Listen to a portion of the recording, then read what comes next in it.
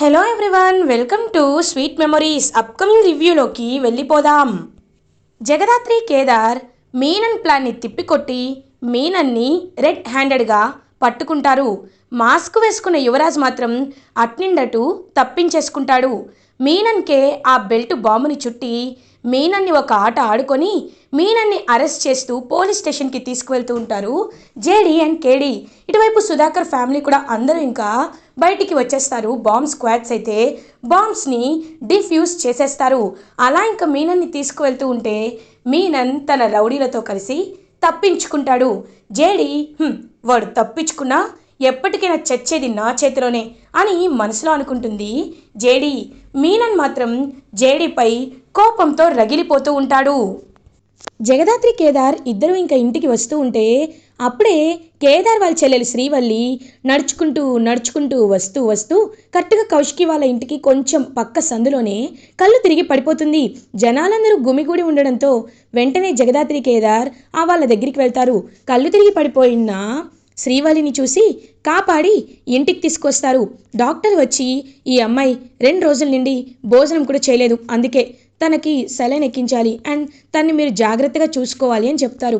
కౌశికి శ్రీవల్లిని చూస్తూ, చూడు, నేను నీ విషయంలో నీపై నింద పడడానికి కారణమయ్యాను. నిజంగా నేను చేసిన తప్పే.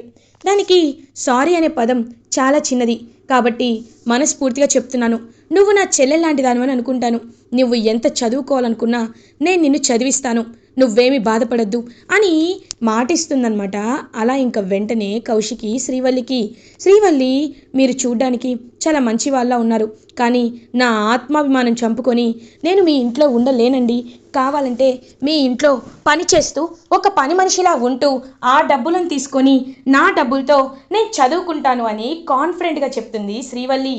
ఒక్కసారిగా శ్రీవల్లి ఆత్మాభిమానాన్ని చూసి కేదార్ జగదాత్రి ఇద్దరూ హ్యాపీగా ఫీల్ అవుతారు. సుధాకర్ ఆశ్చర్యంగా చూస్తూ ఈ మాటలు వింటుంటే సుహాసిని మాట్లాడినట్టే అనిపిస్తుంది.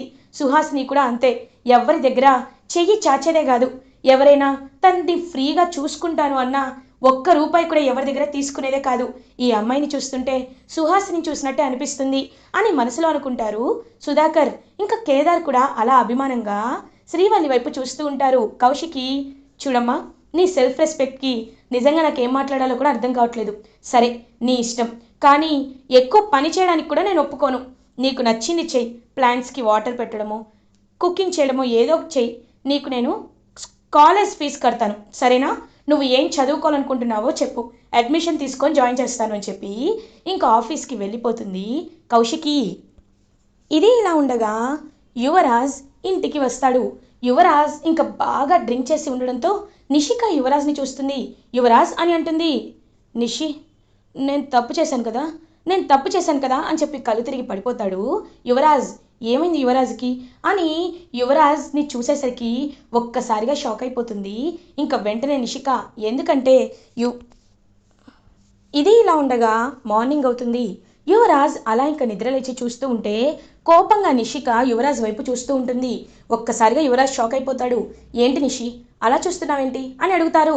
వెంటనే నిషి, ఏంటి యువరాజ్, ఏంటి మాస్క్? నాకు తెలుసు, ఆడిటోరియంలో ఆ వ్యక్తి పెట్టుకున్న మాస్క్ ఒకటే.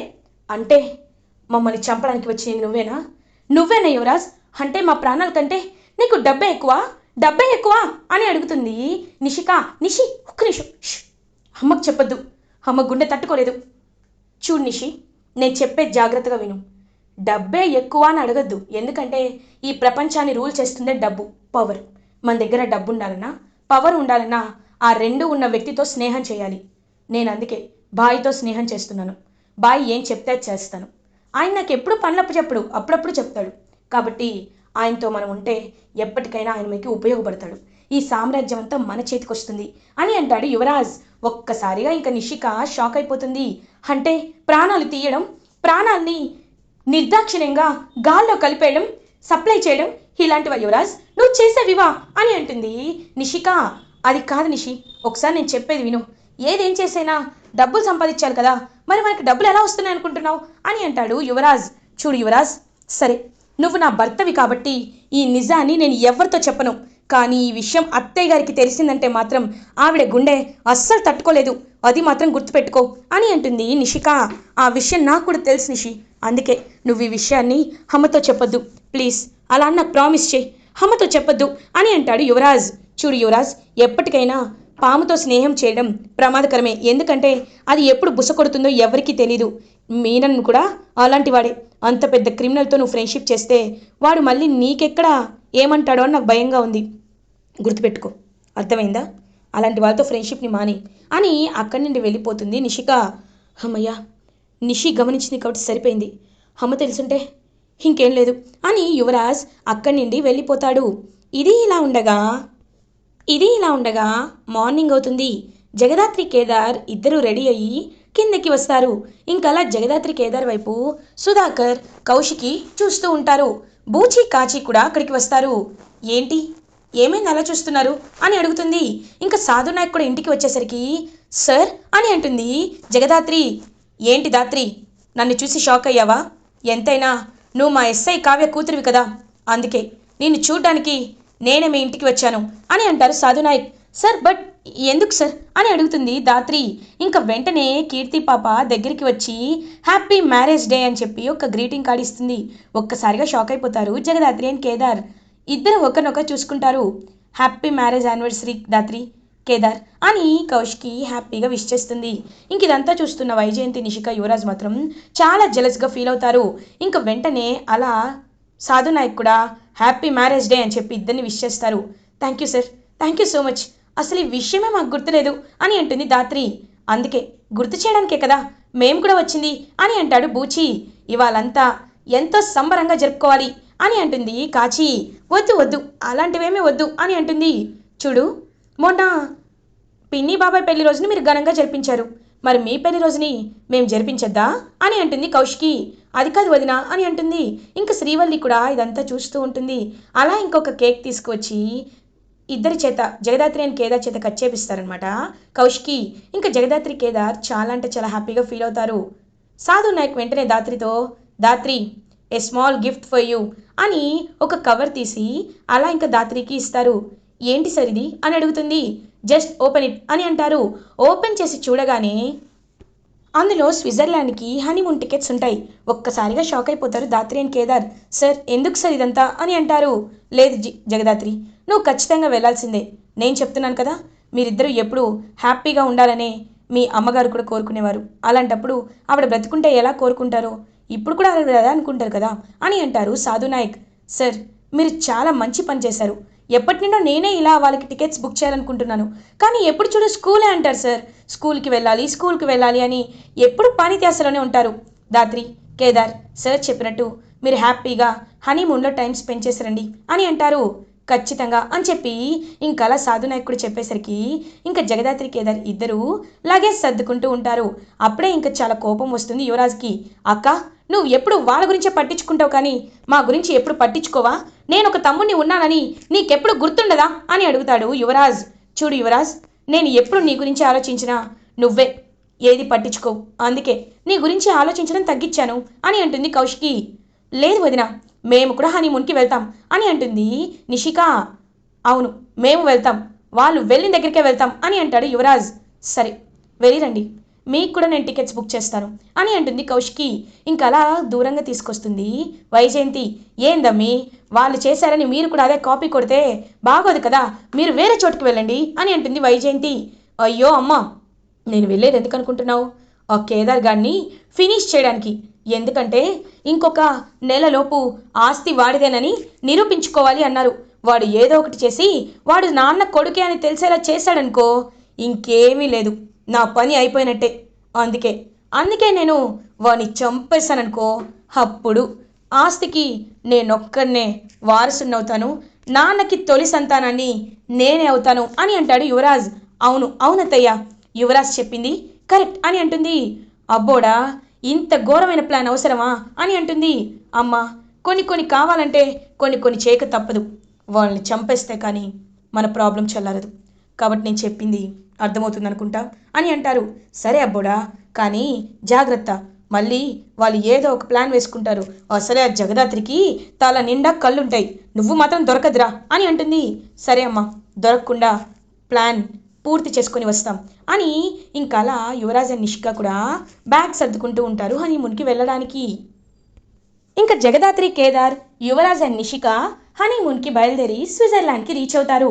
ఇంకా అలా జగదాత్రి, కేదార్ హ్యాపీగా ఎంజాయ్ చేస్తూ ఉంటే అప్పుడే కరెక్ట్గా యువరాజ్ అండ్ నిషిక మాత్రం వాళ్ళని చూసి చాలా జెలస్గా ఫీల్ అవుతారు. ఎలా అయినా వీళ్ళని వేపించేయాలి అని రౌడీలకు కాల్ చేస్తాడు యువరాజ్. ఇంకా రౌడీలైతే అలా వెంటనే వచ్చి జగదాత్రి, కేదార్పై అటాక్ ప్లాన్ చేస్తారు. అటాక్ ప్లాన్ చేసిన తర్వాత జగదాత్రి, కేదార్ ఆ రౌడీలను చూసి ఇంకా చుట్టూ చూసి జగదాత్రి, కేదార్ ఇద్దరు కలిపి ఆ రౌడీలని ఫుల్గా కొడతారు. కొట్టి గన్ పెట్టి, రేయ్ ఎవరో తెలుసా, నేను ఐపీఎస్ ఆఫీసర్ అని అంటుంది జగదాత్రి అలియాస్ జేడి. వదిలేయండి, మమ్మల్ని వదిలేయండి అని చెప్పి వాళ్ళు బ్రతిమలాడుతుంటే వదిలేస్తాం, కానీ మిమ్మల్ని పెట్టించిన వాడు ఉన్నాడు కదా, వాడి దగ్గరికి వెళ్ళి మేము అనుకున్నది చెప్పు అని ఇంకా మొత్తం వాళ్ళ ప్లాన్ అంతా చెప్తారనమాట జగదాత్రి అండ్ కేదార్. సరే మీరు చెప్పినట్టే చేస్తామని చెప్పి ఇంకా అలా ఈవినింగ్ యువరాజ్కి కాల్ చేస్తారు. హలో సార్, మీరు చెప్పినట్టే వాళ్ళని చంపేశాం సార్, వాళ్ళ బాడీస్ని ఒక చోట పెట్టాం సార్, ఫోన్స్ కూడా స్విచ్ ఆఫ్ చేశాం అని అంటాడు ఆ రౌడీ.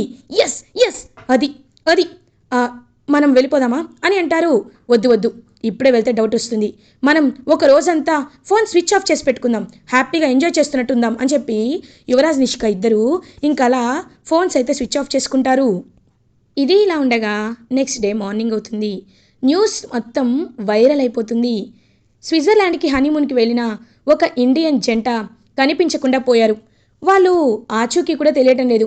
కొన్ని సీసీటీవీ ఫుటేజ్లో వాళ్ళని చంపేసినట్టు కూడా రికార్డ్ అయింది. వాళ్ళు బ్రతికే ఉన్నారా, చనిపోయారా, అసలు వాళ్ళు ఎవరు? పేరు వజ్రపాటి కేదార్, జగదాత్రి అని చాలా ఫేమస్ వజ్రపాటి సుధాకర్ గారి ఇంట్లో ఉంటున్న కేదార్ అని చెప్పి రావడంతో ఒక్కసారిగా సుధాకర్ షాక్ అయిపోతారు. ఇంకా న్యూస్ విన్న కౌశికి కూడా స్టన్ అయిపోతుంది. బాబాయ్ ఇదేంటి బాబాయ్, జగదాత్రి, కేదార్ కనిపించకుండా పోయారంటున్నారు, కొన్ని న్యూస్ ఛానల్స్లో చంపేశారంటున్నారు, నాకు చాలా భయంగా ఉంది బాబాయ్ అని అంటుంది కౌశికి. అమ్మ కౌశికి, నువ్వేమి కంగారు పడద్దమ్మా, మనం సాధు సార్ని వెళ్ళి కలుద్దాం, ఆయన మనకి ఏదో ఒక ప్రాబ్లంకి సొల్యూషన్ ఇస్తారు కదా అని చెప్పి ఇంకా వెంటనే సాధు నాయక్ దగ్గరికి వెళ్తారు కౌశికి అండ్ సుధాకర్. ఇంకా సాధు నాయక్తో మాట్లాడుతూ ఉంటారు. సార్, న్యూస్ వింటుంటే మాకు చాలా భయంగా ఉంది, జగదాత్రి, కేదార్ కనిపించకుండా పోయారంటున్నారు, కొంతమంది అయితే చనిపోయారంటున్నారు, మీరే ఎలా అయినా అక్కడ పోలీసుతో మాట్లాడి వాళ్ళ గురించి వెతికేలా చేయండి అని అంటారు. ఇంకా వెంటనే సాధు నాయక్ ఆలోచనలో పడి షాకింగ్గా ఉంటారు. నేను మార్నింగ్ నుంచి ఈ న్యూస్ని గమనిస్తున్నాను సుధాకర్ గారు, వాళ్ళకేమీ అవ్వదు, మీరేమీ కంగారు పడకండి అని అంటారు. సార్, కాకపోతే one request for you sir, జేడీకేడీని అక్కడికి పంపించండి సార్, వాళ్ళైతే ఎలా అయినా వెతికి తీసుకువస్తారని నమ్మకం నాకుంది సార్ అని అంటుంది కౌశికి. ఒక్కసారిగా షాక్ అయిపోతారు సాధు నాయక్. ఏంటి, జేడీకేడీనా అని ఆలోచిస్తూ ఉంటారు. అవును సార్, వాళ్ళైతే ఖచ్చితంగా కనిపెడతారని నేను ఫీల్ అవుతున్నాను sir, they will trace out sir please అని అంటుంది. ఐ విల్ ట్రై, వాళ్ళు ఎక్కడున్నారో నాకు కూడా తెలీదు, జేడీకేడీని స్విట్జర్లాండ్ వెళ్ళమని చెప్తాను, ఒకవేళ వాళ్ళు ఆన్లైన్లోకి వస్తే చెప్తాను అని అంటారు. ఇంకా వెంటనే కౌశికి అండ్ సుధాకర్ ఇద్దరు బయలుదేరుతారు. వాళ్ళు వెళ్ళిపోయిన వెంటనే సాధు నాయక్ జేడీకి కాల్ చేస్తాడు. జేడీ, హలో జై హింద్ సార్ అని అంటుంది. జై హింద్ జేడీ, జగదాత్రి, కేదార్లుగా మీ ఐడెంటిటీ ఇప్పుడు కొలాప్స్ అయిపోయింది, ఇప్పుడు మీరు ఒక క్వశ్చన్ మార్క్ స్టేజ్లో ఉన్నారు, కిడ్నాప్ అయ్యారా చనిపోయారా తెలియని భ్రమలో ఇండియా అంతా నమ్ముతోంది, కాబట్టి జేడీకేడీగా వెళ్ళి అక్కడ మీనంతో చేతులు కలిపిన ఆ విక్కీని, మీనన్ని రెడ్ హ్యాండెడ్గా మన కస్టడీలోకి తీసుకురండి అని అంటారు. తప్పకుండా సార్, అసలు ఈ ఆపరేషన్ చేయడానికి కదా స్విట్జర్లాండ్ వరకు హనీమూన్ అని చెప్పి వచ్చాం అని ఇంకా కేదార్, జగదాత్రి జేడీకేడీగా రెడీ అయ్యి ఇంకా విక్కీ ఉంటున్న డెన్కి వెళ్తారు. అక్కడ విక్కీ ఒక పెద్ద మాఫియా డాన్తో చేతులు కలిపి ఇంకా కొన్ని పౌడర్స్ అయితే సప్లై చేస్తూ ఉంటాడు, అలాంటి ఇల్లీగల్ పౌడర్స్ అన్ని. ఇంకా వెంటనే జేడీ విక్కీ దగ్గరికి వచ్చి విక్కీని బాగా కొడుతుంది. ఇంకా వాళ్ళందరినీ లాకప్ చేపించి అక్కడ పోలీస్కి అప్పచెప్పించి విక్కీతో చేతులు కలపాలనుకున్న మీనన్ని ఇద్దరిని రెడ్ హ్యాండెడ్గా పట్టుకుంటుంది జేడీ. మీనన్, నువ్వు నన్ను ఆడుకోవాలనుకున్నాను, కానీ నేను నిన్ను ఆడుకుంటున్నాను, ఇప్పుడు మీరిద్దరు కలిసి మారు వేషంలో మా ఇంటికి రావాలి, ఐ మీన్ ఇండియాకి రావాలి, లేకపోతే ఇక్కడే మిమ్మల్ని పేల్చేస్తాం, అన్ఐడెంటిఫైడ్ బాడీస్గా కనీసం ఎవ్వరు నిన్ను గుర్తు కూడా పట్టనంత విధంగా చేస్తాం, చెప్పు ఇండియాకి వస్తారా ఇక్కడే ఉంటారా అని అడుగుతుంది. ఒక్కసారిగా షాక్ అయిపోతారు. కేడి అని అంటుంది. ఇంకా వెంటనే అలా కేడి వాళ్ళిద్దరికి హ్యాండ్ కప్స్ వేస్తాడు. ఇంకా వాళ్ళిద్దరిని అలా ఒక దగ్గరికి తీసుకువెళ్ళి ఇంకా వాళ్ళిద్దరిని షూట్ చేయడానికి ట్రై చేస్తుంది జేడీ. మీరు మారర్రా, అక్కడికి వెళ్ళినా మీరు ఇలాగే ఉంటారు, కాబట్టి చావండి అని మీనన్ని అండ్ విక్కీని, మినిస్టర్ కొడుకు విక్కీని షూట్ చేసేస్తుంది జేడీ. అలా ఇంకా సక్సెస్ఫుల్గా ఆపరేషన్ కంప్లీట్ చేసుకొని ఇండియాకి తిరిగి వస్తారు JD and KD alias Jagadhatri and Kedar. ఇలా ఎపిసోడ్ ఎండ్ అవుతుంది. ఫర్దర్ ఎపిసోడ్ రివ్యూస్ ముందుగా మీకు కావాలి అనుకుంటే మా ఛానల్ని సబ్స్క్రైబ్ చేసుకోండి. Thanks for watching.